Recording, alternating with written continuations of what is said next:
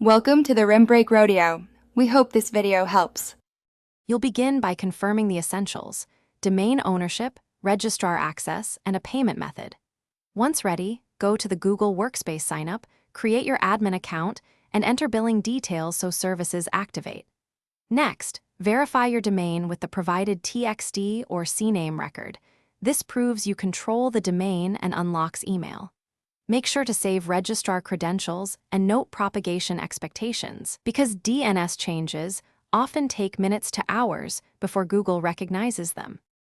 Once your domain is verified, add users manually or import a CSV to save time. Assign licenses and roles so permissions match each person's job.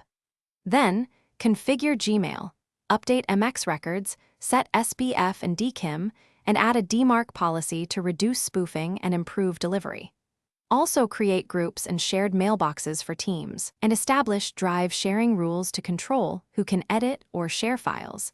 This prevents accidental leaks while enabling collaboration across your organization. To finish, lock down security, enable two-step verification, enforce strong passwords, and configure single sign-on if you use an identity provider. Deploy basic mobile device management and restrict third-party app access so company data stays inside Google Workspace. Train users on Gmail, Drive, and Calendar basics, then set up backups and review audit logs regularly. If something fails, like email not arriving, check MX and DNS propagation first, clear caches, and confirm